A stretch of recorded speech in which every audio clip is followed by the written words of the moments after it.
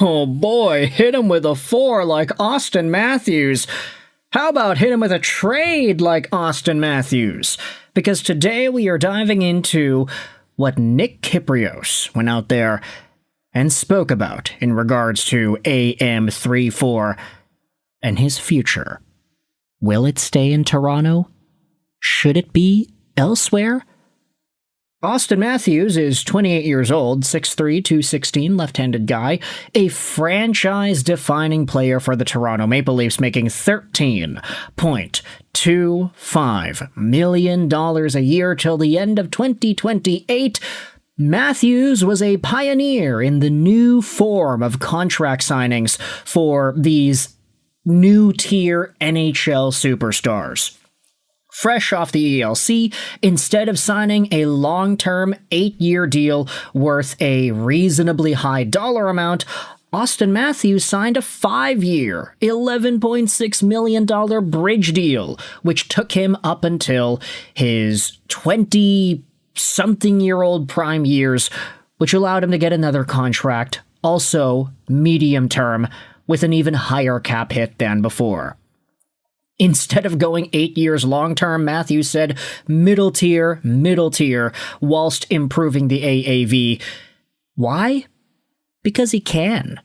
Auston Matthews, in his prime heyday, was a 100-point, 60-to-70-goal caliber superstar. And every single year he's pretty much been more goals than assists, with the exception of a few outliers. Last year, Matthews dipped from a 69-goal campaign to 78 points in 67 games. You can say that there was concern that Matthews looked injured, that he looked different. And this season you can say that that sentiment has carried forward even more. Because guess what? Auston Matthews, for the first time in his NHL career since his rookie year, is playing at a sub-point-per-game pace. He's got 26 points in 32 games, on pace for 62 points in 77, and for most NHL players, that'd be fine. But it's not fine for a guy who has been point per game ever since he was 19, 20 years old, all the way back in 2017-18. The guy has gone up the mountain, and he's slowly coming down. And you can say that this is due to a number of things. Is it, hey, the Toronto Maple Leafs are just not good this year? Hey, Matthews doesn't have Marner anymore to feed him? Hey, is Matthews just washed? But either way, with all that being said, there was a conversation by Nick Kypreos on Sportsnet 590 The Fan before the holiday break, asking whether or not the Maple Leafs should begin to consider the possibility of a Matthews trade. Kipper shares his thoughts and identifies the LA Kings as a potential landing spot. Oh boy, what is the scoop here? Well, it's a 3-minute and 30-second video. I'll leave a link in the description if you want to go out there and watch it yourself. But I'll also leave a link in the description to today's edition of Spectre's Hockey from December 28th, 2025, because Lyle Richardson goes out there and does us all a solid by summarizing the Kypreos hit. The latest on the Maple Leafs.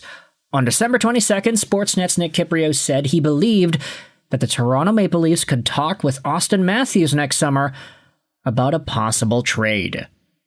Matthews is under contract with the Maple Leafs through 27-28.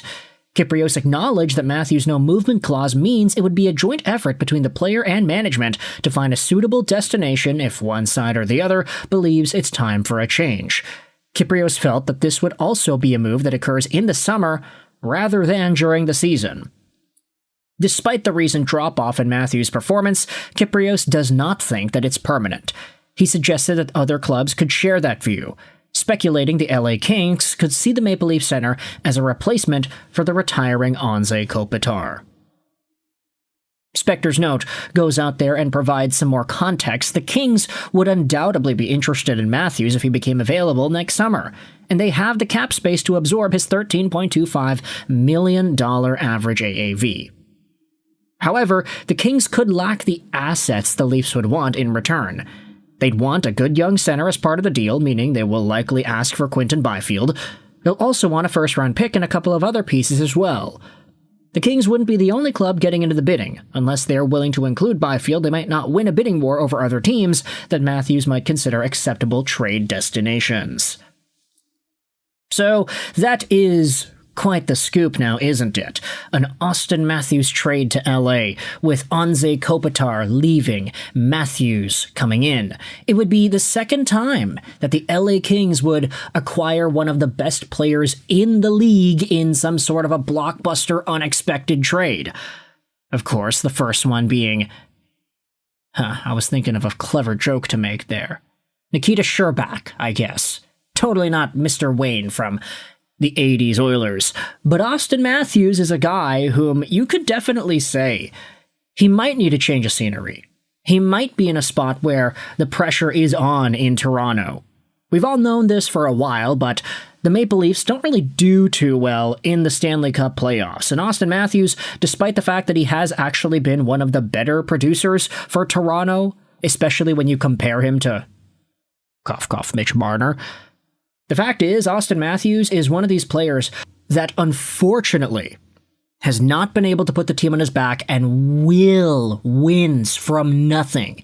You take a look at what Connor McDavid did 2 years ago against the Florida Panthers. That guy pushed his body, mind, brain, soul, and bloodstream to the absolute peak to force a Game 7 with all the points, all the production. He went out there and won the Conn Smythe as a loser in the Stanley Cup Final, and he did that throughout the course of multiple playoff runs, multiple rounds. Auston Matthews has not been that guy, despite being a 69-goal scorer in the regular season 2 years ago. He has been fantastic in the regular season, but he does not have that impact in the playoffs. Marner, same symptoms, but for Matthews, you could also debate that part of this discrediting playoff performance can be because he plays in Toronto and the pressure is high and the curses are going through that team and its locker room constantly. If Auston Matthews were to be on a team like LA, new culture, new leadership group, he doesn't have to be the top most listened to voice in the room. He doesn't have the C anymore. Does that do better for Auston Matthews and his career than if he were to stay with Toronto?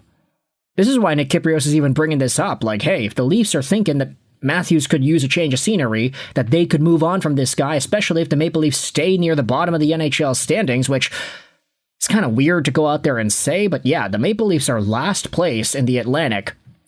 In the entire NHL, though, they are 22nd, so they're not dead last, but they're doing pretty poorly. They are tied with 24th overall in the NHL. They are just barely on the outside looking in, despite the fact that they are last place in their division. It's just been so difficult for these Eastern teams to fully get things together because the Leafs, guess what? They're 3 points out of a playoff spot. It's tight, but the Maple Leafs are not looking good regardless, so if everything goes totally bad, if the Maple Leafs go on some sort of a bad losing streak, if Dennis Hildeby, Joseph Woll, they're not able to hold this team in it, does that open the door to an Auston Matthews trade? Does it become possible?